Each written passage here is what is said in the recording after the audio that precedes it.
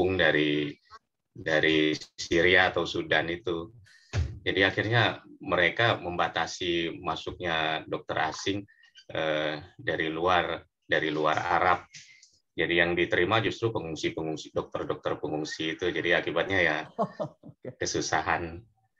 Terus terang memang sempat berencana situ dan Jadi juga akhirnya berusaha ke situ, tapi akhirnya ya gagal. Akhirnya keterima di Manado. Sampai 2020 saya di Manado, Februari 2020 saya lulus dari Manado, kemudian keterima bekerja di Eka Hospital Bekasi, dan saya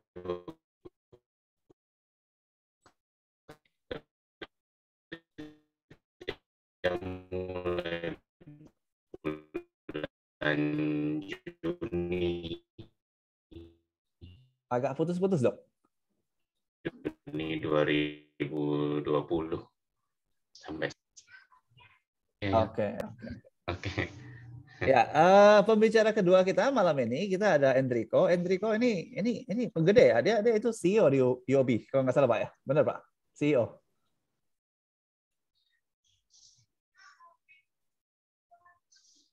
Saya unmute dulu, Mbak Enrico lagi diam ini. Si swalaya, bukan CEO.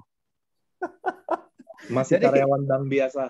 Jadi Mbak Enrico ini ada pengalaman yang luar biasa karena dia kadang bisa di Indonesia, kadang bisa di Singapura gitu loh. Dia juga penyintas, pernah kena COVID dan sudah sembuh, dan sekarang sudah vaksin. Vaksin sekali saja ya. Jadi malam ini ya kita akan dengar pengalamannya selama ini sebagai orang yang menjalani karantina, vaksin, dan segala macam. Berikutnya kita juga ada Edi. Edi sekarang ini pria Hong Kong. Dia di bidang seni dan periklanan ya, benar Pak ya?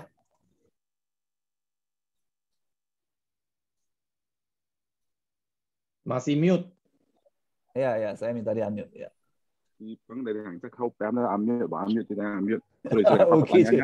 Ya, jadi Pak Edi ini baru-baru ini juga merilis buku kedua. Oh iya. Ya. Oke, sekarang kita juga pembicara keempat, kita ada Pak Budiman. Pak Budiman ini... Kenapa saya nggak dikasih pertanyaan, Boy?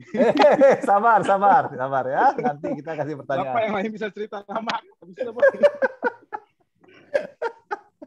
Jadi Pak Budiman ini di Pamulang. Komputer ya, Pak ya? Mute juga. Bentar. Ya, betul. Jadi Pak Budiman ini kalau nggak salah udah 2 kali vaksin juga ya? Udah ada 2 kali. Kebetulan ada 2 kali. Oh, oke. Bagus, Pak. Bagus. Ada kartunya. Kartunya online. Udah dapat ya langsung ya? Udah dapat kartunya. Kartu yang setara KTP itu kan. Tapi nggak ada yang cetak. Ya, mungkin jangan dicetak. Saya baca banyak berita itu. Jangan, karena ada detail-detail lainnya gitu loh. Jadi kita mungkin mulai dengan Pak Budiman. Ini di Indonesia ya, itu proses pendaftaran buat vaksin segala macam itu menurut pengalaman Bapak bagaimana itu? Pertama itu dari pemerintah dikatakan akan SMS ke kita dan aplikasi Peduli Lindungi. Tapi ke depan menjalan-jalan, nggak tahu aplikasi ketiga terpati, misalnya Halodoc atau Halo Dokter gitu untuk daftarnya. Dan daftar terbatas gitu. Untuk awal-awal ya, kalau sekarang sih udah banyak ya, lebih dari cukup karena kita juga ditawarin terus vaksin. Jadi di sekarang itu justru dari bagian pemerintahnya dia kejar gitu ya, kejar. Dari AT yang kejar-kejar siapa yang belum vaksin suruh vaksin gitu. Karena udah kelebihan stok mungkin. Awal-awal memang susah cari vaksinnya. Oke. Sebentar saya coba tanya, lempar ke dokter dulu. Dokter. Iya. Jadi ini sekarang prosesnya gimana nih Pak Dokter? Sebenarnya saya enggak mewakili pemerintah di sini ya. Saya juga bekerjanya di swasta, jadi saya rasa saya juga kurang representatif kalau harus menceritakan. Tapi secara umum sih sebetulnya banyak jalur yang saya tahu yang di-sharing sama teman-teman lain di grup lain juga banyak jalur bagi kita untuk bisa mendapatkan vaksin. Kalau di Indonesia bisa lewat swasta yang sudah diorganisir oleh swasta, diorganisir oleh pemerintah lewat puskesmas, kemudian juga posyandu, bahkan ada juga polres polisi, kantor-kantor polres itu juga ada yang menyelenggarakan vaksinasi massal. Cuma memang harus pendaftaran online, kemudian dibatasi setiap hari. Jadi saya rasa sih wajar ya, karena kan kita berusaha untuk menghindari adanya kerumunan. Saya rasa sih itu yang bisa saya ceritakan. Oke, untuk Pak Enrico ini ceritanya bagaimana Pak? Anda kalau saya tidak salah, Anda di apartemen Mediterania itu ditawarkan, tapi akhirnya Anda memilih vaksin di Singapura. Kenapa Pak? Vaksin di Mediterania itu sudah ditawarkan, kebetulan saya sudah di Singapura. Tapi terus terang untuk vaksin ya mungkin ada yang pengalaman baik, pengalaman buruk ya. Karena saya berkesempatan melihat tata cara pengurusan vaksin ya. Terus terang kalau di Indonesia itu beda banget. Jadi saya sempat mendapatkan 2 kali SMS tanggal vaksinnya, jam vaksinnya itu diberikan, tapi tanpa ada urutan sama sekali. Jadi yang terjadi adalah ramai-ramai turun ke tempat vaksinnya, lebih pagi, lebih awal, lebih bagus. Jadinya ujung-ujungnya itu kerumunan gitu loh. So akhirnya ya saya lebih memilih untuk divaksin di Singapura sih. Kebetulan saya kan pulang juga. Tapi Anda pulang di karantina dan akhirnya tiba-tiba dites positif COVID. Itu bagaimana itu pengalamannya? Itu di bulan Maret ya kalau nggak salah saya ya. So malam sebelumnya itu saya udah sedikit agak menggigil ya. Tapi waktu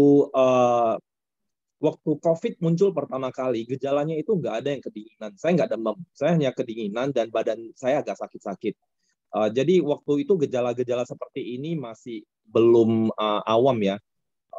Lagi saya besoknya udah mau pulang, jadi saya nggak ada niat, terus terang saya nggak ada niat untuk pergi tes, dan saya yakin banget itu bukan COVID ya. So, tetapi setelah pulang sampai ke Singapura, kedinginan itu continue ya, dan akhirnya waktu dites sewaktu hari ke-7 kalau nggak salah saya betul-betul dinyatakan positif. So, tapi terus terang ketika saya mendapatkan kabar saya positif dan saya berada di Singapura, terus terang hati saya aman sih, nggak ada rasa cemasnya sih. So far so good sih. So iya. Jadi Pak Edai, ini gimana nih tanggapannya nih Pak? Ini teman loh. Tanggapan Enrico atau apa? Ya. Ini teman direktur loh, bisa kena COVID loh Pak. Bapak tidak mau vaksin, saya dengar. Bagaimana ini? Oh, virus tidak melihat title kan. Mungkin bisa cerita sedikit di Hong Kong itu ya. Itu bagaimana kondisinya gitu? Kondisi ya. Kondisi apanya? Jadi vaksinnya, virusnya atau gimana? Ya, jadi orang-orang Hong Kong saya kurang ingat ya kebiasaannya pakai masker apa enggak gitu loh. Cuman ya, I think mungkin kalau dari Hong Kong mereka dulu ada pengalaman SARS. Jadi waktu kemarin pas ada COVID, jadi mereka tuh jadi basically itu udah kayak ada kayak precaution-nya, kayak basic pencegahannya. Jadi waktu berita COVID tahun 2020 yang bulan Januari atau Februari ya. Jadi mereka tuh langsung otomatis pakai masker segala macam disinfektan. Jadi itu kayak pengalaman dari zaman SARS dulu. Iya. 2003 ya SARS ya. Itu mungkin salah satu yang apa sih, yang bikin orang lebih cepat siaga sih. Siaga ya. Tapi orang Hong Kong itu tendensinya mereka tidak tergesa-gesa untuk vaksin atau gimana ini? Sebenarnya gini ya, vaksin sekarang so far yang saya tahu itu udah berapa ya, udah 1 jutaan lebih ya kalau nggak salah ya. Kalau dari total penduduk kan ada sekitar 7 jutaan. Jadi basically mungkin kalau saya lihat ya, termasuk saya sendiri, kenapa orang basically belum vaksin. Jadi bukan berarti nggak mau vaksin, tapi ceritanya gini. Jadi kalau misalnya saya sekarang di Indo, kemungkinan besar saya juga udah divaksin. Soalnya di Indo kan lebih rawan kan. Nah, jadi berhubung saya di sini, jadi kondisinya lebih kondusif, penyebarannya juga udah jarang. I mean like kita udah hampir 2 bulan lebih nggak ada kasus.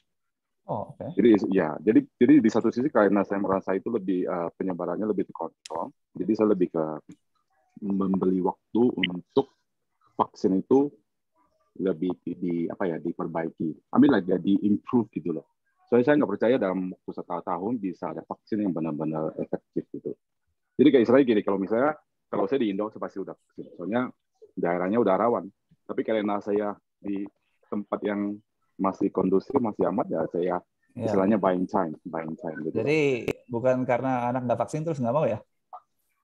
Itu orang dibala itu. Oke. Pak Dokter, ini saya ada pertanyaan nih Pak Dokter. Iya. Saya perhatikan ya Pak ya, dari Facebook Bapak ini, dari waktu ke waktu Bapak post berita duka itu. Nah itu gimana? Padahal kan ceritanya kan itu rekan-rekan perawat, dokter, dan dokter juga gitu. Itu bagaimana ceritanya sampai dokter bisa meninggal gitu, kalau saya boleh tahu. Iya, memang terakhir ini yang saya nggak tahu ini sudah gelombang keberapa istilahnya di Indonesia. Ada yang bilang ini sudah gelombang ketiga, ada yang bilang gelombang kedua. Tapi yang terakhir ini, yang gelombang ketiga ini memang benar-benar banyak membawa berita duka, ya, terutama bagi diri saya sendiri. Jadi angkatan saya, yang satu angkatan dengan saya di UGM, di Fakultas Kedokteran UGM, ada yang meninggal itu bersama dengan berselisih beberapa hari dengan ayahnya yang merupakan dosen kami juga, dosen di bagian mata. Dan kemudian saya perawat di tempat saya sendiri bekerja juga meninggal, dan perawat itu pada waktu sakit COVID juga dalam keadaan hamil. Jadi waktu itu diputuskan untuk melakukan operasi sesar, walaupun anaknya belum sampai di usia yang matang untuk dilahirkan, tapi untungnya anaknya selamat. Kemudian ibunya menjalani perawatan COVID, tapi ya sayangnya akhirnya meninggal. Jadi perawat ICU kami meninggal satu di rumah sakit. Terus kemudian yang terakhir itu teman ya boleh dikatakan teman seperjuangan, ya, 1 semester di bawah saya, di bagian penyakit dalam di Manado juga meninggal, dan kemudian ada juga adik angkatan kami di UGM yang meninggal. Itu sebetulnya masih di luar itu masih banyak lagi sebetulnya yang tidak terlalu saya kenal dekat. Tapi ya itu boleh dikatakan bahwa kami merasa bahwa bagaimana ya, sebagai dokter pun kadang-kadang kami juga gagal melindungi diri kami sendiri. Kemudian kami lihat juga pemerintah ternyata juga kadang-kadang juga boleh dikatakan ada usaha-usaha yang tidak berhasil untuk melindungi dokter-dokter di negeri ini untuk berada di garis depan. Dokter, perawat juga banyak yang meninggal. Saya pikir ya itu sesuatu yang kami sesalkan sih sebetulnya. Tapi saya perhatikan ya dok ya, itu sepertinya mereka itu masih muda gitu loh. Itu karena komplikasi atau bagaimana dok? Masih muda, ya seumuran kita 1 tahun di bawah kita, 5 tahun di bawah kita, ya umur berkisar 30-an, 40, masih usia yang sangat produktif. Ada teman yang memang obes, gemuk, kemudian ada yang komplikasinya ya berupa komplikasi kehamilan misalnya. Jadi dikatakan kalau orang yang hamil itu juga resikonya tinggi kalau sudah sampai terkena COVID.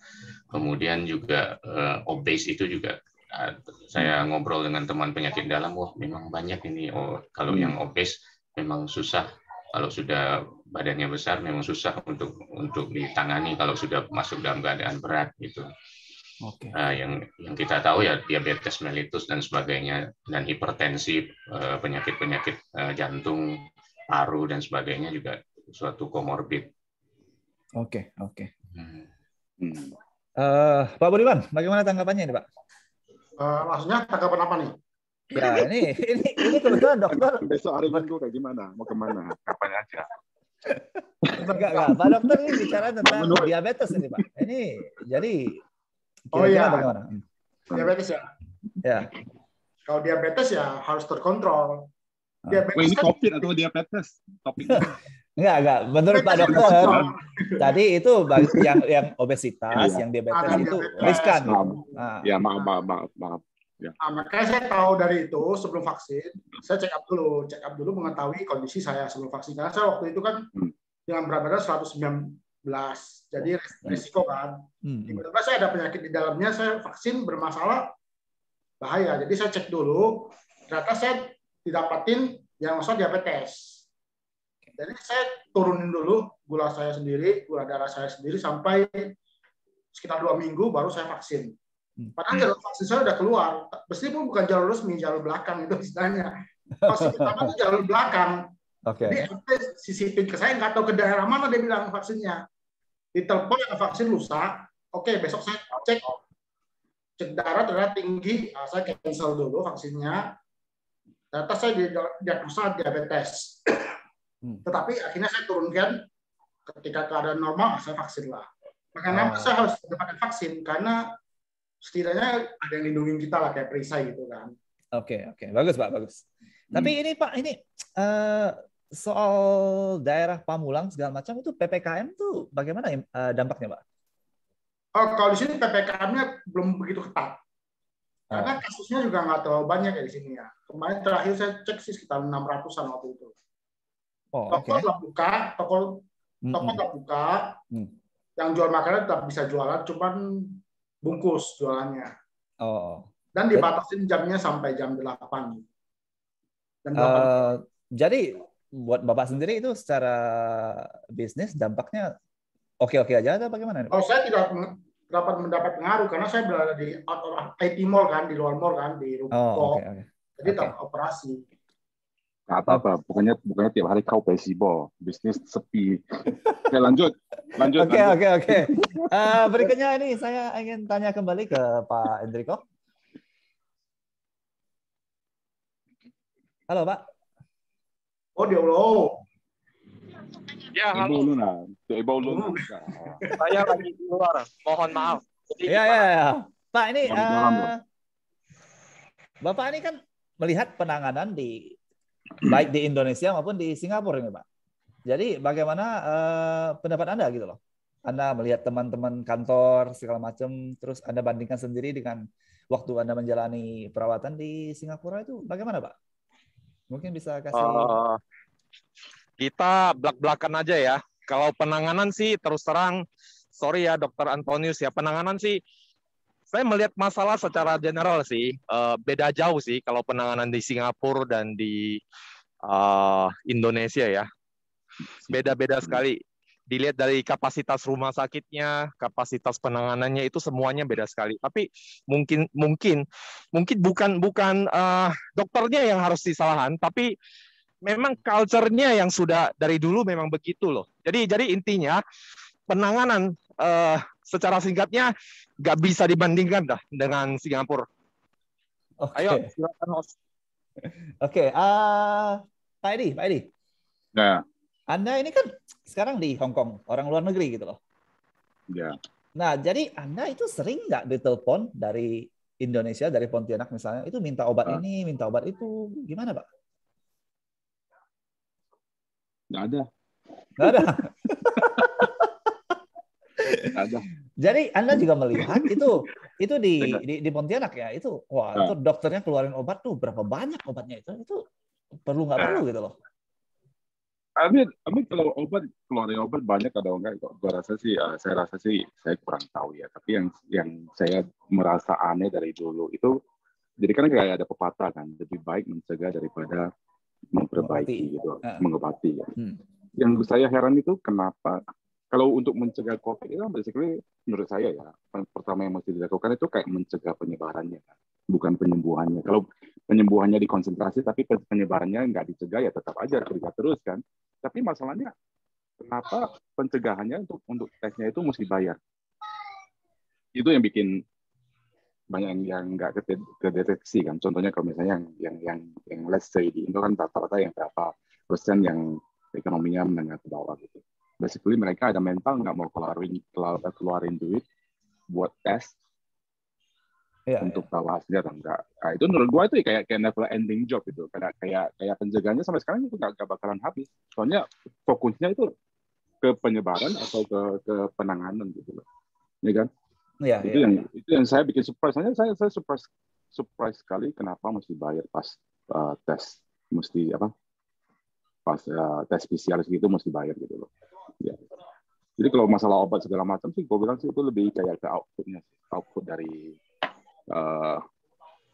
pencegahan yang nggak maksimal. Ya outputnya macam-macam, ada yang perjualbelikan, ada yang jadikan bisnis lah segala macam. Kita nggak tahu, right? Oke. Pak Dokter, ini kan sekarang kan, jadi saya lihat itu konsultasi online jadinya marak gitu loh. Karena kalau ketemu langsung itu resiko, ya kan? Nah, ini ya, seberapa efektif konsultasi online itu sebenarnya? Iya, kebetulan saya sendiri juga praktisinya, boleh kan salah satu praktisinya karena saya juga ada di salah satu platform konsultasi dokter online. Kalau pengalaman pribadi saya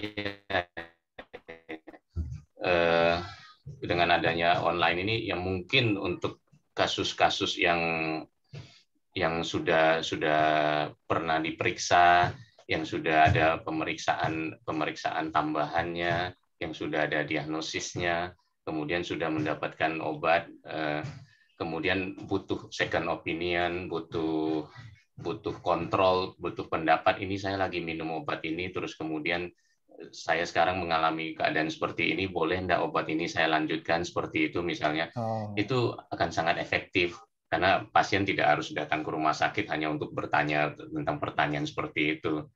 Tapi yang jadi masalah adalah kalau kondisi itu baru, belum pernah terdiagnosis, belum pernah mendapatkan pemeriksaan tambahan, belum pernah, apalagi kalau belum pernah diperiksakan oleh dokter langsung, tiba-tiba datang hanya melalui chat saja, tentu akan banyak kesulitan bagi kami untuk mendiagnosisnya terus terang. Dan memang itu juga yang selalu saya sampaikan pada pasien-pasien yang konsultasi lewat online. Saya katakan bahwa banyak pemeriksaan fisik yang harus dilakukan langsung yang tidak bisa digantikan oleh chat. Dan memang ya ada sebagian yang mengejar, tapi kebanyakan saya lihat sih intinya kebanyakan cuma mau dapat obat saat itu saja. Jadi ya minimal dapat obat lah gitu. Tanpa konsultasi semahal di rumah sakit, minimal dapat obat. Dokter, diam dulu, saya mau tanya ya. Iya. Online itu, konsultasi online itu secara volunteer atau bayar? Bayar dong, Dai. Bukan dokter lah, diam lah. Bayar. Pasiennya bayar. Bayar ya, oke. Itu fee-nya sama nggak? Bayar, tapi nggak semahal. Oke. Bagaimana? Itu beda ya harganya dengan yang face to face. Iya, nggak semahal seperti konsultasi. Itu sistemnya sama nggak? Sistemnya sama. Kalau saya ingat zaman dulu kalau di Indo ke dokter kan mesti register. Ya boleh katakan jauh lah. Kayaknya jauh lebih mudah ya dibanding karena kalau ada dokter yang online saat itu, dia tinggal mencari, misalnya saya butuh dokter spesialis penyakit dalam misalnya.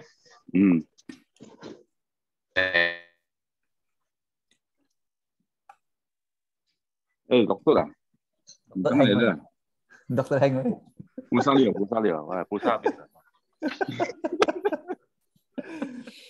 Oke. Dokter, halo. Ya, kayaknya. Oke. Anton, satu lagi pertanyaan terakhir. Ya, silakan. Ya. Saya penasaran sama sistemnya. Saya penasaran sama sistem online, konsultasi online. Itu sistemnya itu kayak tadi bilang kan, pas saya online, saya lihat dokter apa, terus saya konsultasi kan.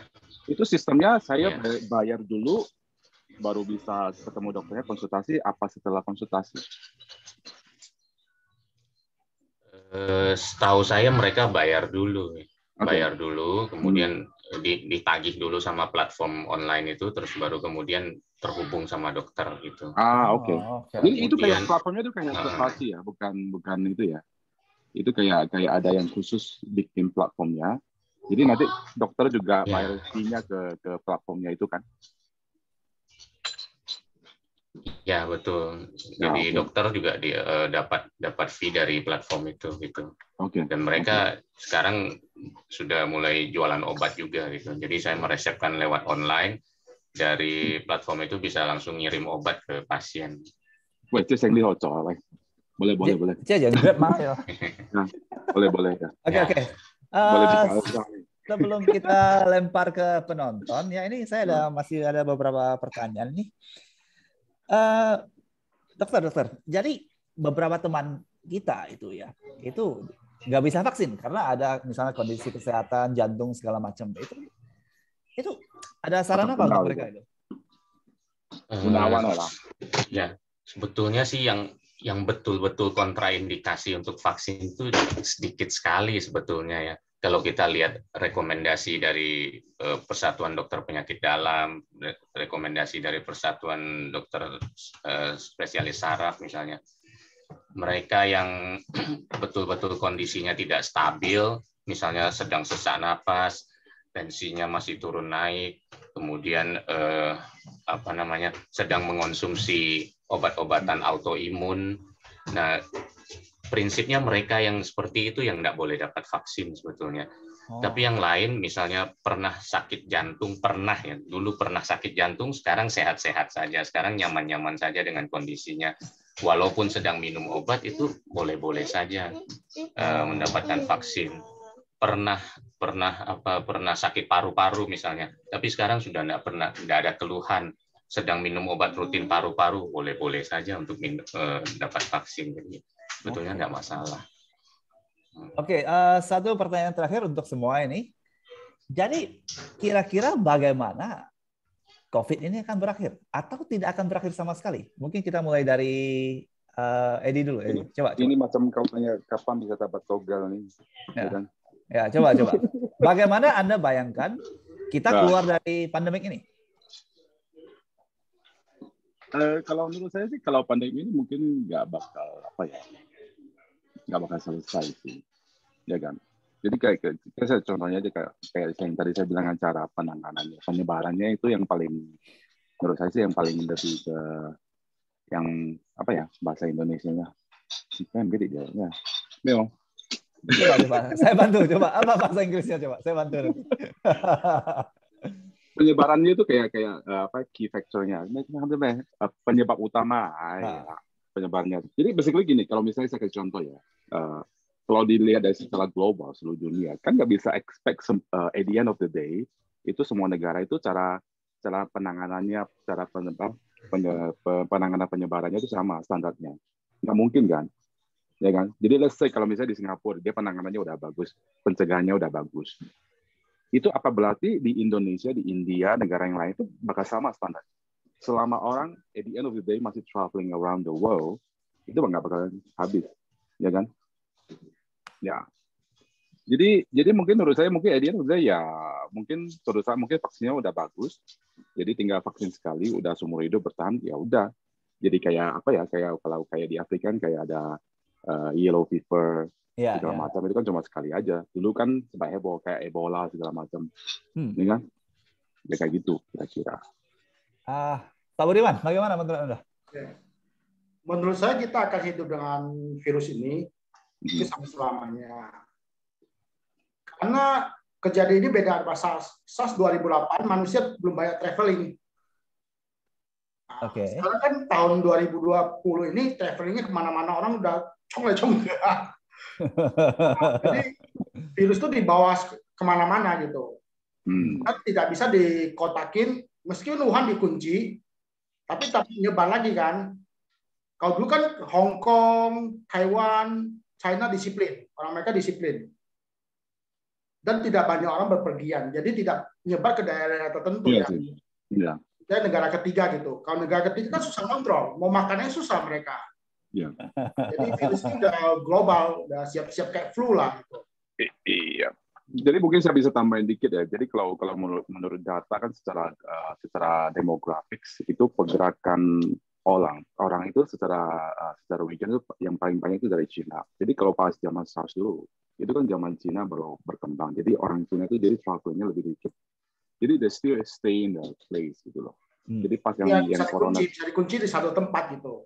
Kalau yang kayak sekarang corona kan basically kan orang Cina udah pada kemana-mana. I mean like it's like apa ya, kayak udah kayak kebutuhan gitu. Jadi mereka jumlah penduduknya banyak, travelingnya frequent gitu loh.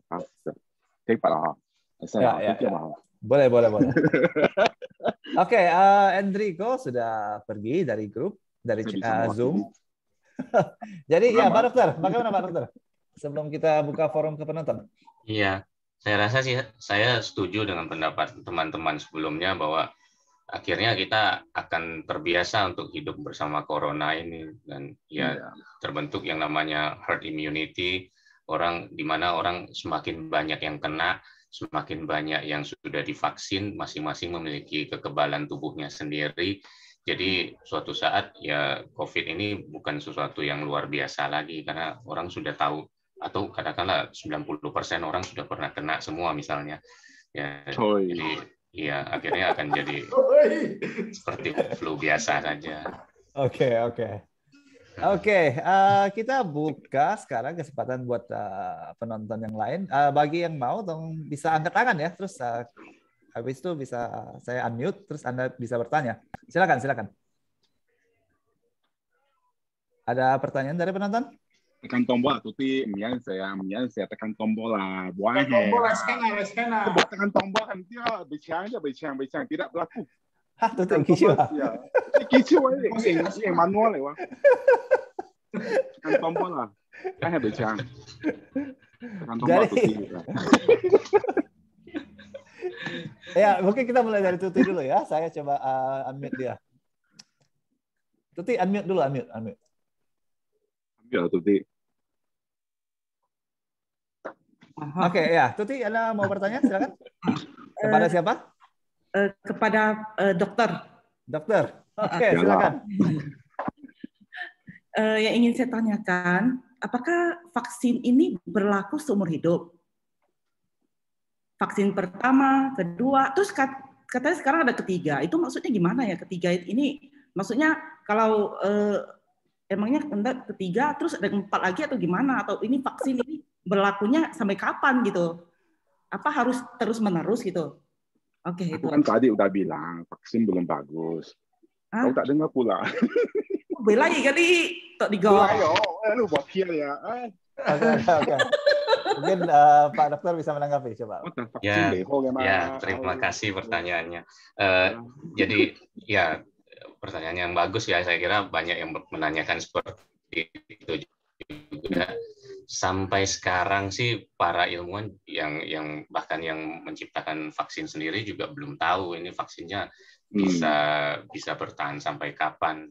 Jadi memang belum ada kesepakatan bahwa kapan harus diulang dan sebagainya. Kenapa kok berani mencetuskan ide untuk vaksin ketiga dan sebagainya? Vaksin ketiga sih khusus untuk nakes seperti kami ya. Kenapa sampai mencetuskan ide seperti itu? Karena dianggap bahwa setelah 6 bulan, ini asumsi setelah 6 bulan ternyata titer antibodi yang didapatkan dari vaksin itu sudah mulai menurun. Tapi ini pun penelitian pada populasi yang kecil, pada sebagian kecil orang saja. Jadi masih belum diakui bahwa hitungan 6 bulan ini sudah berlaku secara umum. Enggak. Influenza dan COVID ini kan satu keluarga, virusnya ini satu keluarga dengan influenza. Kalau kita lihat influenza itu setiap tahun mereka di Eropa Barat, mereka di Amerika Utara, setiap tahun harus mengulangi vaksin influenza. Jadi jangan-jangan suatu saat COVID ini pun akan seperti itu. Setiap tahun kita harus divaksin kembali COVID seperti itu. Jadi belum ada yang tahu, belum ada kejelasan sampai sekarang. Gitu, Tuti. Oke, terima kasih dokter. Ada lagi? Oh, Alvin. Pak Alvin. Oke, saya mau tanya sama Pak Dokter juga. Pak Dokter, sebenarnya orang yang menderita COVID itu, dia ada obat yang fix atau hanya dokter ini bisa kasih yang Avigan, misalnya dokter lain kasih yang lain, atau ada memang ada satu paket yang fix itu? Saya lihat dari teman ini dapatkan obat jenis ini, dari teman ini dapatkan jenis ini. Jadinya kan kayaknya ragu kita mau minum obat kalau nanti jauh. Main kungfu, pasal jurus ini nggak masuk jurus lain, wah hajar gitu. Masuk tentang gitu. Nah, sebenarnya untuk obat yang standar gimana sih? Standar generik. Ya. Panadol mah standar. Oke, silakan Pak Dokter. Gimana tanggapi? Tapi Panadol jauh loh, mau salah. Gimana? Panadol jauh. Mohon Dokter Budiman diam dulu. Ya, terima kasih. Kalau untuk ditanya ada standar atau enggak, jawabannya ada, karena kami juga sudah dapat pedoman penata laksanaan atau pedoman pengobatan yang seharusnya itu jadi pegangan standar untuk terapi COVID ya. Jadi ada standarnya, dan seharusnya standar ini pun dipatuhi oleh semua petugas kesehatan untuk semua dokter. Cuma ya masalahnya karena negeri ini sedemikian luas, pengawasannya juga tidak terlalu ketat, akhirnya ya ada saja orang yang ngasih obat, ngasih pengobatan di luar standar seperti itu. Standarnya ada, dan itu pun sudah mengacu pada standar pengobatan dari WHO. Jadi kami pegang standar dari WHO sendiri, kemudian ada standar nasional turunan dari standar WHO itu juga tidak melenceng jauh dari standarnya WHO,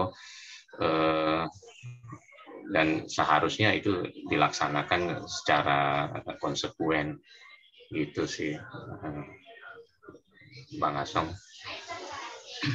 Oke, terima kasih dokter. Ada lagi yang lain mungkin? Mari. Ano, tanya lah kau. Ano. Oh, Sonia, bentar ya. Oh, paham. Nah, saya unmute dulu, Ibu Sonia. Silakan. Ya, silakan, Ibu Sonia. Hai, Wang Mesian Nongcong. Set dah. Pertanyaanku sebenarnya buat semua sih ya, bukan hanya narasumber. Oke. Coba. COVID. Vaksin itu butuh nggak sih sebenarnya? Oke, ini menarik. Oke, siapa yang mau mulai dulu tanggapi? Mungkin Edi? Si Peleme Isa saja. Macam saya ini penganti vaksin saja. Oke, saya jelaskan, kasih analogi aja ya. Jadi vaksin itu kayak, menurut saya itu kalau sekarang itu kayak rompi anti peluru. Jadi kayak misalnya kamu di medan perang gitu kan ada garis pertama, garis yang terakhir. Kalau misalnya kamu di depan paling depan, ya udah itu rompi peluru no matter what mesti dipakai gitu kan. Jadi kalau misalnya kamu yang di bagian belakang itu ya masih bisa kayak tadi saya bilang kan masih beli waktu gitu loh. Ya kan? Jadi beli waktu itu bukan cuma untuk pengembangan vaksinnya, tapi kita juga nggak tahu kan nanti mutasi dari virus ini, penyakit ini nanti berubah jadi kayak apa gitu. Who knows, tiba-tiba hilang gitu kan. Ya kan? Ya gitu. Tapi kalau menurut saya sih kalau vaksin sekarang sih ya saya cukup skeptikal sih sama kualitasnya. Dalam waktu lebih kurang dari 1 tahun bisa ciptain vaksin itu disuntikan ke tubuh. Efeknya 2 tahun, 3 tahun ke depan nobody knows gitu loh. Ya kan? Ya. Itu yang itu sih secara analogi saya lihatnya kayak gitu. Ya, Budiman, mungkin ada mau menanggapi Pak? Kamu tanggapi lah. Oh jadi. Oke, awak tanggapi lah. Oke. Tanggapi mas, itu harusnya bang mengeluh tanggapi, kita mengeluh, mai tanggapi. Oh tanggapi sih kawan. Enggak, vaksin itu seperti kita pakai helm ketika bawa motor.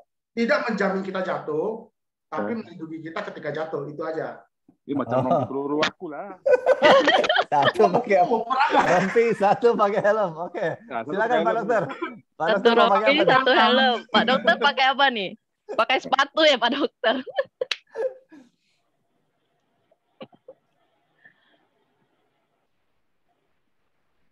Ya Pak Dokter, silakan. Iya. Kalau saya ya saya rasa udah dijelaskan sama teman-teman sebelumnya ya. Jadi saya setuju bahwa ya apapun yang kita lakukan untuk berusaha mencegah sebisa mungkin yang kita lakukan. Apa yang bisa kita lakukan supaya tidak terkena COVID sebisa mungkin kita lakukan termasuk vaksin ini. Soal nanti kena atau enggak ya itu sudah urusan yang kuasa ya. Jadi apa yang bisa kita lakukan saja.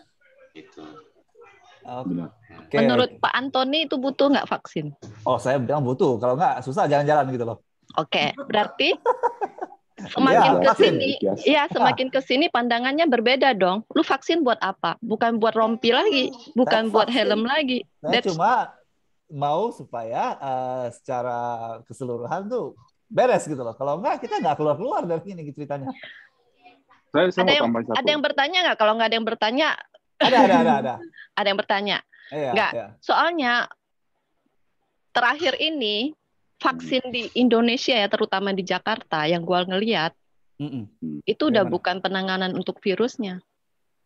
Supaya apa? Supaya saya dapat kartu, saya bisa ke mall, saya bisa pulang kampung, saya bisa kumpul-kumpul sama orang. Macam teman lah. Siapa tuh, Bang? Lisan. Oh, Lisan. Iya, jadinya orang ngejar vaksin hanya untuk dapat kartu, bukan untuk virusnya loh. Oke. Well, namanya setiap orang saya tambah ya. Saya tambah terakhir. Yang saya takutin itu nanti ke depannya itu vaksin itu bisa jadi pemilah kelas sosial. Ya, satu. Ya kan? Jadi saya kasih contohnya kalau di Singapura itu kan ada tendensi sekarang kalau misalnya orang dengar kamu nggak vaksin, orang tuh ngerasa apa ya kayak aneh gitu loh. Tapi kalau di Hong Kong orang dengar kamu ada vaksin, orang ngerasa kamu yang aneh. Kenapa kamu vaksin gitu loh? Ya, itu kayak pemilahan sosial, kelas sosial. Menurut saya di Indonesia bisa gitu karena banyak yang tidak mau vaksin. Vaksin sekarang overstock loh. Ya. Dipaksa supaya vaksin orang gitu. Dan untuk menciptakan herd immunity juga. Itu saja. Berarti di Hong Kong banyak yang nggak vaksin ya, Bang Eday? Penduduk 7 juta, yang vaksin 1,3 juta. Itu berapa persen? 7 banding 1,3. Ya gitu banyak. Tapi sekarang yang itu sih pemerintah menggalakkan banyak peraturan yang memaksa orang untuk vaksin. Contohnya misalnya kalau kamu kerja di pemerintah itu mesti vaksin. Ya. Kalau nggak vaksin nggak bisa kerja gitu loh. Ya gitu aja. Terus sebenarnya kita punya hak nggak sih untuk memilih vaksin apa yang? Iya, of course. Itu kan tubuh kamu gitu loh. Oke. Ya. Itu di luar, di Indonesia? Indonesia sudah bisa loh, sudah bisa pilih loh. Bisa. Di pos sini pilih loh. Ada Moderna, AstraZeneca, dan Sinovac. Kemarin kakak saya baru vaksin. Kenapa yang dipilih semua produk luar ya? Ini Indonesia ada kan? Wih, cuma tidak diakuin. Itu yang mau saya tanya ke Dokter Antonius. Ada penemu kan vaksin Indonesia dan dia sekarang dimusuhin sama ID. Dan itu obat tidak lolos BPOM. Padahal itu dipesan oleh luar negeri. Berjuta-juta. Bisnis. Dokter pasti tahu dong. Ya, saya rasa sih begini ya. Jadi vaksin Sinovac, Sinopharm, AstraZeneca, Moderna, Pfizer itu semua telah melalui uji klinis. Yes. Uji klinis tahap 1, tahap 2, tahap 3. Tahap 4 ada lagi, tapi tahap 4 setelah beredar di pasaran. Itu satu poin yang sangat penting ya. Kenapa harus diuji klinis? Karena ini menyangkut keamanan kita semua. Kalau tidak diuji klinis, saya juga tidak akan berani divaksin. Gitu. Nah, sekarang masalahnya vaksin merah putih ini masih dalam tahap uji klinis tahap kedua. Tahap pertama dibilang sudah Tahap pertama sudah, kemudian ini dalam tahap kedua. Seandainya tahap kedua berhasil, masih harus masuk ke tahap ketiga dan sebagainya. Kalau sudah sampai di uji klinis tahap ketiga, sebetulnya tidak masalah sih. Merah putih sama nggak sih? Namanya diganti ya dari yang vaksin pertama ya. Setahu aku vaksin pertamanya Nusantara ya. Merah putih itu ganti ya. Oke. Beda lagi berarti. Nusantara ya yang punya dokter T itu Nusantara ya. Ya, itu yang dipesan sama orang-orang luar negeri. Ibu Sonia, mungkin tolong dibatasi, masih banyak yang masih mau bertanya ini. Oke, sorry. Makanya gue nanyanya intinya di situ, vaksin itu butuh nggak sih sebenarnya? Kalau kayak begini kan kayaknya, kalau Indonesia ya, kalau menurut saya ya, terlalu diduitkan sebenarnya. Orang kenapa dikejar buat vaksin? Itu orang tanya aja orang-orang vaksin jam 4 udah nunggu antrian. Kenapa harus dipersulit gitu loh? Kalau memang wajib vaksin ya. Thank you. Sorry, aku.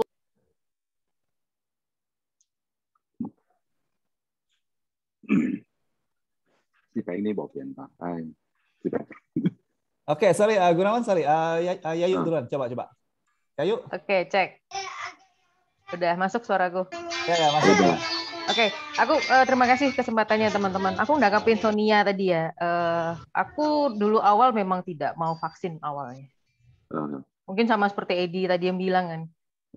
We don't know what will happen in the few months, years, even the second gitu loh. Aku takut, jujur, takut serius. Apalagi melihat tulisan-tulisan tentang efek samping setelah vaksin dan segalanya. Aku sempat nggak mau vaksin. Dan aku sempat marah karena apa? Diatur dalam sebuah undang-undang di Indonesia bahwa kalau warga Indonesia nggak vaksin malah kena sanksi. What the fuck? Ngapain kita disanksi? Itu badan-badan kita loh. Ngapain kita punya kasih izin orang bahkan ya ngasih izin untuk melakukan tindakan sebenarnya kalau di rumah sakit, kalau misalnya kita nggak mau harusnya juga nggak akan dikasih. This is our own body gitu loh. Mau dimasukin segala sesuatu. Kenapa kita harus disanksi? Itu saya sebenarnya sempat marah. Itu kan. Terus kemarin tadi Sonia juga menyampaikan, kita kok nggak boleh milih vaksin sih? Which one is best for us? We decide. Itu yang kita pikiran saya kan gitu ya. Saya sempat ini kok kayak gini sih sistemnya. Indonesia sistem vaksinasi menurut saya fucked up. Okay. Very bad. Unless you have link. See what I mean? Ya, maksud maksud gue get ya. Dan saya jujur saya tidak mau vaksinasi di tempat yang misalnya tempat umum yang kayak misalnya orang mengadakan di zoo, orang mengadakan di tempat perkumpulan, balai desa atau apa. Aku nggak mau, jujur. Karena apa? Pasti akan crowd-nya pasti tidak akan terkendali. Ya, oke. Akhirnya cerita saya cerita aja ya sebenarnya nggak mau bertanya sih, saya sharing aja. Setelah lama akhirnya jumlah terinfeksi yang di Jogja sangat banyak, akhirnya zona merah dan bla bla bla, PPKM bla bla 1 2 3 level bla bla bla bla. Akhirnya saya gini, oke, aku kayaknya harus vaksin deh. Pertama, aku sebenarnya semata-mata hanya untuk salah satu melindungi temanku, juraganku, bosku, karena dia komorbid, saya harus lindungin. Karena apa? Aku juga nggak mau aku kena, aku nularin orang. Ya kan? Masalah itu vaksinnya apa? Tapi aku berusaha mungkin tidak mendapatkan vaksin AstraZeneca ya, karena aku worried kalau efeknya setelah vaksin aku akan demam, akan apa itu yang aku agak worried. Aku cari yang ringan. Akhirnya kemarin aku dapat vaksin Sinovac, ya kan? Dan itu pun aku dapat karena aku punya link. Aku jujur aja cerita, ya. Karena apa? Pengalaman dari semua teman yang berbagi cerita denganku bahwa ketika dia mau daftar vaksin bahkan lewat peduli lindungi, semua sulit. Oke. Ya kan gitu ya. Terus dapat dan segala macam. Aku sih sebenarnya gini ya. Aku bukannya sok-sokan yang bukan sok-sokan sih. Bukannya akhirnya aku memanfaatkan. Tapi memang itu yang terjadi di Indonesia. Sistemnya fakta. Sorry ya Pak Dokter. Mungkin bisa disampaikan ke teman-teman yang lain. Belum lagi ada isu-isu tentang dari Dinas Kesehatan yang menarik biaya untuk tenaga vaksinator lah yang terlalu mahal lah dan segala macam. Akhirnya kan juga gini loh, aku sebenarnya yang ada di kepalaku gini, kalau vaksin itu gratis, ya kan, kenapa sih tidak dikoordinir dengan baik? Yang bermunculan saat ini adalah orang yang baik hati beramai-ramai membuka tempat untuk vaksinasi, membuat vaksinasi mandiri. Walaupun akhirnya itu akan memanfaatkan link. Yang bisa dapat ya yang kenal sama gue, udah vaksin belum, sini terdaftar gitu segala macam kayak gitu ya. Tapi banyaknya sekarang gitu. Yang aku sesalkan adalah kenapa pemerintah tidak bisa membuat hal seperti itu. Akhirnya juga mengeluarkan uang orang-orang tertentu yang punya duit, ya terima kasih pada mereka yang mau nyumbang gitu ya. Akhirnya membuat vaksinasi mandiri untuk yang membutuhkan gitu loh. Nah, yang tadi aku kayaknya sempat dengar yang gimana dengan yang menengah ke bawah. Itu yang salah satu yang aku pikirkan. Yang di desa-desa yang jauh-jauh itu kira-kira dapat jatah vaksin nggak ya? Gitu kan? Itu kan juga jadi concern kita gitu loh. Terus yang masalah vaksin Nusantara, vaksin merah putih yang masih belum bisa diakui di Indonesia, oh come on, that's politics. We all know about that. That's all politics. We all know that sucks, but it's all politics ya. Ya itu tahu ya tentang itu ya. Terus apalagi ya? Oh iya. Yang pertama kenapa aku tadi bilang fakta ya tentang sistem vaksinasi di Indonesia itu ya. Aku KTP masih Pontianak loh. Ya kan? Waktu pertama kali ada vaksinasi di Jogja aku gini. Aku KTP Jogja ini bisa nggak ya vaksin KTP Pontianak aku bisa nggak ya vaksin di Jogja? Oh, nggak bisa, itu harus pakai surat keterangan kerja di Jogja gini pakai gini. Aduh, ribet amat sih. Betul kata Sonia. Ribet amat sih kamu mau vaksin. Ribet amat sih. Perlu apa? Aku udah bawa KTP harusnya udah. Ini KTP saya ini gini. Oke, terdaftar tetap sistem. Ini masih untung ya Peduli Lindungi ini menurut saya aplikasinya lumayan baik ya. Ketika kita sudah terdaftar di situ untuk vaksin, kita sudah dapat 2 tiket. Jadi kita nggak perlu khawatir lagi bahwa kita nggak akan dapat dosis kedua. Dosis kedua pasti kita akan dapat.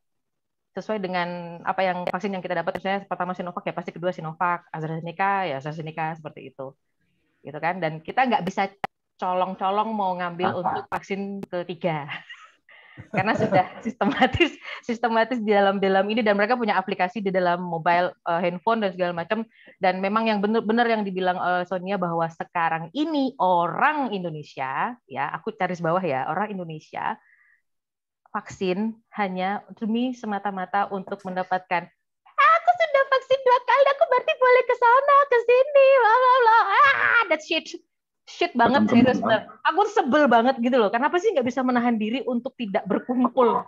Jogja PPKM 4 level 4 itu di angkringan masih banyak yang ngumpul. Gimana mau turun? Itu yang tadi aku menangkapi Edi bilang bahwa ini masalah mau nanganin masalah penyebarannya apa mau nanganin masalah banyak gitu loh. Nggak bisa, Indonesia tuh masih fakta, nggak bisa Indonesia tuh karena segala sesuatu tuh dicampur dengan politik. Penyakitnya dicampur dengan politik kok menurutku. Gimana mau tertib gitu loh, karena masyarakatnya juga dicampur agama juga dong. Ya, itu yang paling menyebalkan. Dan ada juga loh yang misalnya kayak salah satunya ya Sonia ya mendapat vaksin, dapat kartu, salah satunya biar bisa masuk ke tempat ibadah, salah satunya juga seperti itu. Ada yang tapi gini deh, pada intinya sebenarnya kalau vaksin aku cuma berpendapat bahwa vaksin itu menurutku secara pribadi boleh, menurutku penting karena ya itu tadi proteksi awal deh. Bahkan ketika pengalaman aku waktu di Mentawai itu aku vaksin tipes. Aku dapat vaksin tipes, aku dapat vaksin flu yang tadi Dokter Anton bilang itu setiap tahun itu aku dapat itu. Ya, gitu aja deh. Aku cuma sharing aja sih. Soalnya ya tapi intinya gini, aku setuju dengan vaksinasi. Aku setuju dengan vaksinasi untuk untuk proteksi. Tapi aku juga tidak akan membenci orang yang nggak mau vaksin. It's your own body, your decision, your choice. That's it, nggak masalah. Kalau kamu nggak mau vaksin, aku nggak masalah. Dan kalau nggak akan membenci orang yang nggak vaksin kok, gitu aja, ya kan? Oke. Terima kasih. Thank you ya Anthony, thank you. Ya. Kita masih ada satu pertanyaan dari Wiwi. Sebentar saya unmute dulu. Ya, itu yang tidur coba dikeluarin itu. Tidur itu Parno. Keluarin itu, tidak menghargai. Apa tidur? Gunawan kecoh, kami baik dah kau kia boleh nak kau. Ini serius ini, tidur pula. Apa boy? Oke, silakan Louis. Ya. Yang tidur itu keluarin. Lupa mau nanya apa. Oke. Di sini saya sendiri divaksin juga karena dikasih inconvenient sebenarnya. Jadi kebetulan papa mama mertua itu mereka orang medical. Mereka sebenarnya tidak paham, benar-benar belum paham sih sebenarnya vaksin. Makanya mereka bilang it's okay, I take my sweet time gitu. Maksudnya mereka mau yang terakhir gitu. Ternyata kan belakangan ini kan kita tuh dikasih inconvenient, makanya kita vaksin. Termasuk saya sih. Jadi oke, sekarang yang jadi yang jadi argumen belakangan ini ya. Apakah setelah vaksin kan udah vaksin perlukah untuk cek antibody, karena ada pihak keluarga yang mereka bilang ngapain membohong diri kok, kalau misalnya nggak terbentuk antibody nanti tercipta worry, kalau terbentuk nanti lu yang itu kayaknya bisa mau kemana-mana jadi enak sendiri gitu. Perlukah untuk cek antibody? Dan kenapa kemarin ada yang bilang juga ya bahwa karena sebelum dia vaksin dia infus vitamin C, makanya setelah vaksin dia punya antibody langsung shoot up very high. So jadi ini gimana nih jadinya, kok jadi begitu? Jadi perlukah, pentingkah kita cek antibody setelah vaksin untuk kalau misalnya terbentuk zero, jadi kalau nggak terbentuk jadi gimana? Saya kira ini pertanyaan mungkin Pak Dokter perlu menanggapi ya. Yang lain saya kira nggak bisa, Pak. Tanya macam apa ini, tapi tak bisa tanggapi saya. Silakan Dokter. Iya. Budiman diam ya. Iya. Di sini siapa yang sudah cek antibody sih, yang sudah vaksin? Di sini yang sudah vaksin siapa udah cek antibody? Nggak ada. Saya nggak cek. Ya, silakan Dokter. Dokter kayaknya nih. Saya baru tahu kalau ada cek antibody, nggak tahu. Ya, kalau di sini, kalau di Indonesia sih memang tidak pernah dianalisis antibody. Ya, titer antibody tidak pernah diperiksa sih. Itu setelah antibody yang cukup ya, daripada kita setelah dapat vaksin terus malah jadi khawatir karena belum terbentuk antibody, lebih baik nggak usah diperiksa sama sekali. Seperti itu ya. Jadi menurut dokter ini Wiwi beda ceritanya. Jadi kita di Indonesia, kita juga di Singapura, saya nggak ingat ada orang cek antibody gitu. Secara medical, se-accurate apa sih gitu? Secara medical, accurate nggak? Misalnya saya punya antibody tinggi, accurate nggak bahwa body saya bisa fight ini virus? Accurate nggak? Ya, dokter, kenapa ini... orang yang sekarang negara ini kenapa makin banyak orang vaksin malah jumlah yang kena positif makin naik, bukannya turun kan?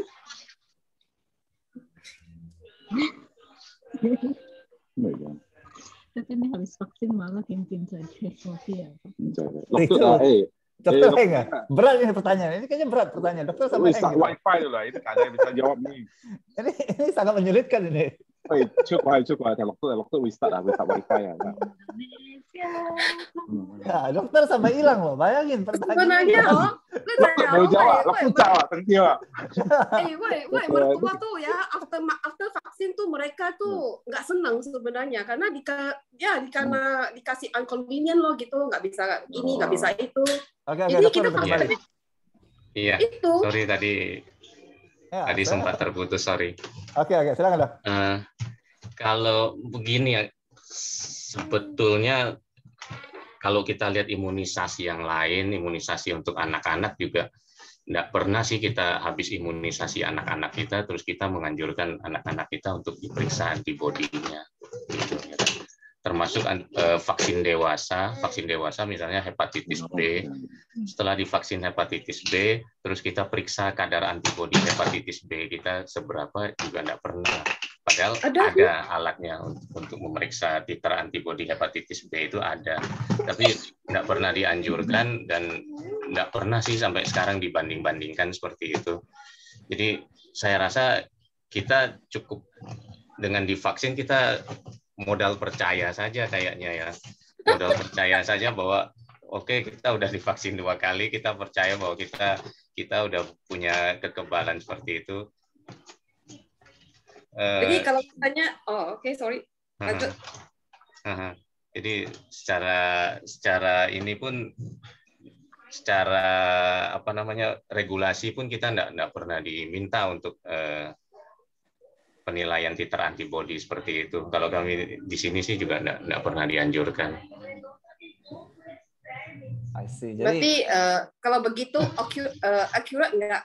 Kalau misalnya antibodi yang terbentuk tinggi, jadi accurate nggak bahwa body saya itu sudah siap untuk menghajar ini virus? Itu masalahnya. Sampai sekarang titer antibodi berapa yang dikatakan cukup untuk menghadapi virus ini, itu pun belum ada kesepakatan sampai saat ini. Jadi kalau diperiksa sudah tahu titer antibodinya sekian, terus apa gitu? Kadar antibodi berapa yang sebetulnya dibilang sudah cukup kuat untuk menghadapi itu, belum ada kesepakatan, belum ada omongan, belum ada hasil yang mengatakan harus segitu baru bisa aman. Oke. Jadi bisa simpulkan buat Wiwi, menurut dokter jangan buang duit ya, jangan ya. Oke. Tapi tergantung loh. Kalau sekarang ke Hong Kong itu, kalau misalnya ada orang yang mau masuk Hong Kong itu mesti tes antibodinya. Jadi di sini ada peraturan tes antibodi. Kalau misalnya masih di bawah level yang ditentukan, itu mesti kayak masuk ke kriteria karantina berapa hari dan segala macam gitu. Ya. Oke. Ada pertanyaan lagi dari Mulyadi sekarang. Sebentar ya. Silakan, Pak. Gua ya. Ya. Enggak, Pak Dokter. Cuma gini, saya kan sering nge-swab penyintas ya. ini, penyintas. Saya juga sering nge-swab. Korban. Ya. Tiap kali, boleh bilang habis kena COVID terakhir yang April itu, setiap kali swab kan pasti ada IgG dan IgM, ya kan? Nah, di salah satu kalau nggak salah IgG ya, IgG itu selalu positif. Apakah itu sudah termasuk antibodi terbentuk? Karena IgG itu apa, Boy? Kalau IgM itu apa ya? Kayaknya sih kalau UGM kemarin baca IgG itu kayak antibodi. Apakah semua orang itu harus kena dulu supaya ada antibodi? Ya. Karena kami udah tes dari kemarin, dari Mei sampai Juni sampai sekarang mungkin udah 4-5 kali kami swab terus positif terus, dan yang IgG-nya negatif. Nggak gampang gue positif. Buruk lah. Lagu. Tapi kami sehat lah. Iya. Menyerah saja lagu. Udahlah, pasrah. Iya betul. Betul bahwa antibodi itu IgG. Nah, kalau IgM itu menunjukkan bahwa infeksinya sedang akut. Infeksinya akut itu artinya baru saja terjadi, baru saja berlangsung. Itu IgM. Kalau IgM-nya positif. Kalau ada yang terjadi adalah IgG-nya yang positif. Jadi seseorang kalau sudah pernah kena, sudah pernah diimunisasi misalnya, diperiksa IgG-nya, harapannya IgG-nya positif memang. Harapannya IgG-nya yang positif. Gitu. Jadi betul, kalau sudah pernah kena ya IgG-nya akan positif. Mungkin untuk jangka waktu yang sangat panjang.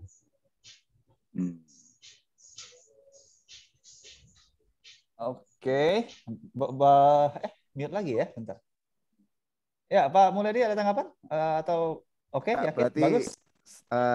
Saran dong, semua harus kena COVID supaya ada antibody kan. Ya itu sebenarnya menarik. Saya percaya ya, itu pada akhirnya semua mesti kena gitu. Nggak ada larinya, nggak bisa lari gitu. Hanya ya masalah itu akhirnya yang disebut herd immunity itu ya. Ya. Nah. Artinya ya either kita kena duluan atau kita vaksin duluan gitu. Tapi intinya untuk sampai ke akhir pandemi ini kayaknya yang butuh herd immunity seperti itu. Oke, mungkin udah jam 11 di sini. Mungkin satu pertanyaan terakhir dari Alvin lagi. Pak Gunawan nggak mau nanya? Kalau enggak, saya kasih kesempatan ke Alvin nih. Oke, Pak Gunawan tidak mau. Silakan, Pak. Oh ya, cuma saya mau itu aja yang tentang anti vaksin. Dan sebenarnya pertama saya juga anti vaksin. Saya juga tidak percaya bahwa dokter bisa menemukan vaksin sangat cepat waktunya.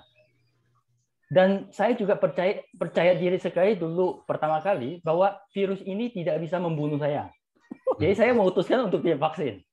Tapi akhir-akhir ini makin datang banyak teman yang muda-muda yang kuat-kuat tumbang juga. Akhirnya saya berpikir ya saat berperang senjata apapun yang kita punya di depan dia pakai dulu. Tapi kalau panggil anak vaksin saya tidak akan izinkan. Soalnya vaksin kan nanti kita baca banyak vaksin yang jangka waktunya 40 tahun akan datang, 30 tahun, banyak nggak beres. Tapi umur saya sekian, saya mikir kalau 30 tahun yang akan datang nggak beres, ya sudahlah. Kuaca udah selesai juga kan. Cinca ini. Ya. Dan bagi saya sih gitu sih. Tapi saya tidak anti dengan orang yang tidak vaksin.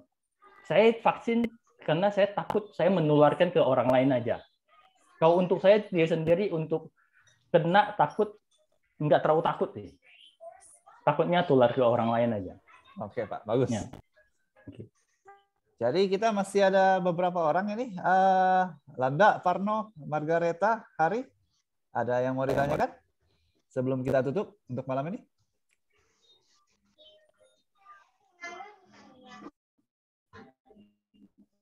Ya, Landak, ada yang mau disampaikan? Boleh saya komentari sedikit, enggak? Oh iya, silakan dokter, silakan. Iya, jadi jadi memang vaksin ini kan vaksin COVID ini kan baru ada, belum sampai setahun ya dari sejak ditemukannya. Pandemi ini sendiri juga baru 1 tahun lebih, belum sampai 2 tahun.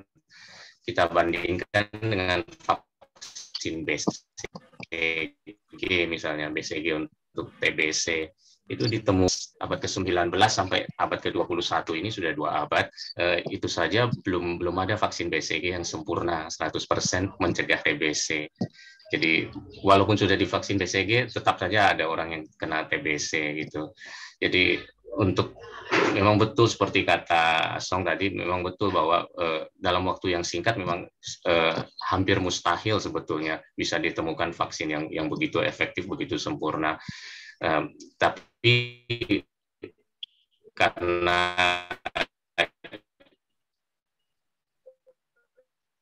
suatu dan lain hal kan bisa berlangsung cepat sekali, dan ini luar biasa dalam sejarah manusia bahwa inilah vaksin pertama yang bisa dikembangkan dalam waktu yang sangat singkat.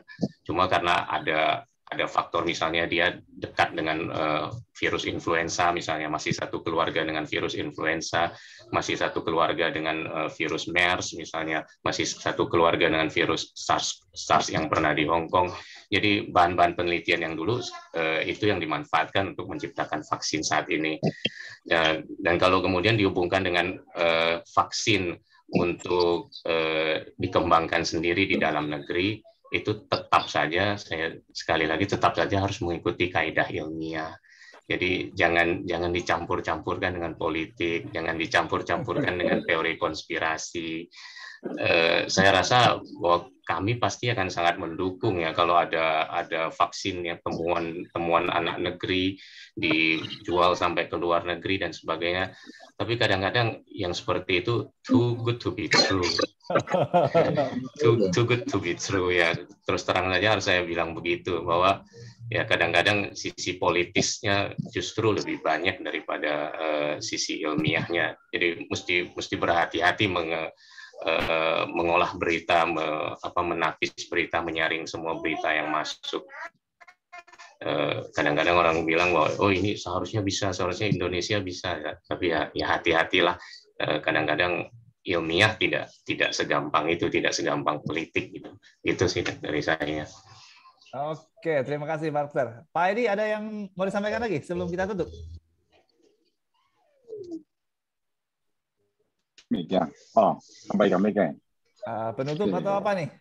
Terserah. Penutup Pak. Ya. Penutup Pak. Bang lah. Amin. Indonesia lah. Amin. Nggak usah takut lah. Amin. Apa ya? Ya kayak tadi saya ngomong lah. Amin. At the end of the day, ini virus nggak bakal jadi kayak simptom yang biasa sih, gitu loh. Jadi yang tadi saya bilang sih, yang saya khawatirkan itu nanti secara sosial itu jadi ada kayak pemilahan kelas saja. Itu kan jadi kayak ada kesenjangan sosial beda lagi, masalah sosial lagi sih. Yang lainnya sih nggak masalah sih, gue bilang sih. Oh, dokter. Oke. Ya, amin. Pak Budiman, bagaimana? Sebelum kita tutup. Good. Oh, udah.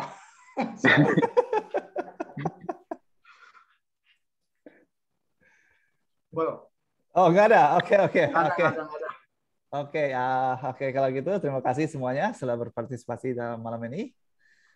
Selamat malam dan ya mungkin kita akan adakan lagi dengan topik lain ya. Oke, good night everybody, stay safe ya.